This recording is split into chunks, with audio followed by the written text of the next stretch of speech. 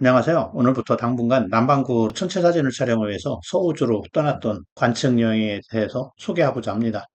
서호주는 천체 사진 촬영의 성지라고도 할 수 있는 곳으로 많은 사람들이 방문하는 곳 중에 하나입니다. 저도 이곳에서 좋은 사진을 많이 촬영했고, 특히 은하수 사진을 우리나라에서는 절대로 볼 수 없는 우리나라 전체의 모습을 담을 수가 있었습니다. 맑고 투명한 서호주의 밤하늘에서 천체 사진을 촬영해 보고자 한다면 앞으로 시리즈로 연재하는 이 영상들은 많은 도움이 될 것이라고 확신합니다. 네 차례에 걸친 서우주 천체 사진 촬영의 노하우가 아까워서 공유하려고 하는 거니까 궁금한 점은 댓글로 남겨주시면 제가 아는 범위 내에서 최대한 답변 드리도록 하겠습니다. 그럼 시작해 볼까요? 서우주 하면 호주의 배꼽이라고 불리는 울루루의 에어즈락과 캥거루가 떠오르고 사람의 키보다 더 큰 개미집과 어린 왕자의 바오밥 나무도 있습니다. 호주는 국기부터 밤하늘과 연관이 있는데 굵게 그려진 별들이 바로 남십자성, 크록스이거든요. 저는 이곳을 갈 때마다 관측팀을 구성했었는데 팀으로 방문할 때는 보험을 함께 가입하는 것이 저렴하고 그리고 중요합니다. 그리고 밤하늘을 결정하는 원령도 미리 파악해서 달이 작은 시기를 택해야 하고 호주 사막에서는 별로 필요가 없지만 현지 유심도 미리 구매를 해야 합니다. 이동 경로는 호주의 서쪽편인 인도양을 따라 놓인 고속도로를 타고 북상했다가 내륙 사막을 관통해서 내려오는 일정을 계획했습니다. 숙소를 미리 예약했기 때문에 이동 일정을 정확히 지켜야만 하고 차선의 좌측으로 운행하는 운전도 미리 시뮬레이션을 해두어야 합니다.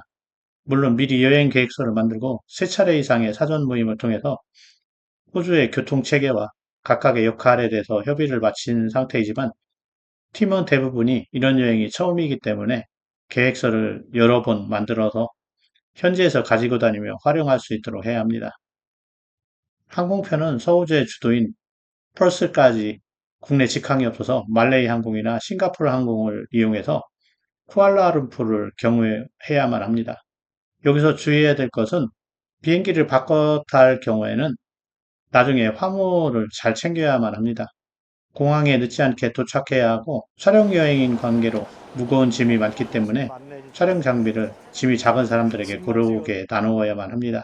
당시 말레이 항공은 화물짐이 1인당 20kg라서 팀원이 10명이기 때문에 200kg의 화물 중량을 포할 수가 있었습니다. 출국 수속을 마치고 비행기에 몸을 실었는데 설렘 반, 긴장 반이라서 좌석에 불편함도 느낄 수가 없었습니다. 구름 가득한 서해를 지나 인도양을 향해 날아가고 있습니다. 서호주의 주도인 펄스는 호주 대륙의 서남부에 위치한 대도시인데 깨끗하고 시민들의 수준이 높고 쾌적한 것이 인상적이었습니다. 이런 데서 살고 싶다는 생각이 너무 간절했었습니다. 펄스 국제공항에 내린 시간은 밤 1시 정도가 되었고 짐을 챙기고 미리 예약해둔 사륜구동 토요타 랜드크루저 차량을 인도받기 위해서 공항 구석에 있는 헐츠 부스로 가고 있습니다. 이때 헐츠 담당자의 전화번호를 꼭 챙겨두어야 할 필요가 있습니다. 버스에서의 숙소는 바닷가에 위치한 오션비치 백패커스를 예약해 두었는데 체크인을 하고 숙소에서 짐을 풀고 늦은 잠을 청했습니다. 그런데 밤에 어두운 데서 차량을 인도받느라 확인 못했었는데 렌터카 한 대가 윈도우 브러쉬가 작동을 하지 않았습니다. 이것을 수리하기 위해서 토요타 AS 센터에 들렸습니다. 앞에서 헐츠 담당자의 전화번호가 왜 필요했는지 이해가 되시죠? 그리고 윈도우 브러쉬는 비 올 때 문제뿐만 아니라 사막의 먼지와도 관련이 있는데 이것은 다음 영상에서 설명이 충분히 될 것입니다. 이 티켓의 글귀처럼 자연으로 잘 진입할 수 있을지 지켜봐 주세요. 감사합니다.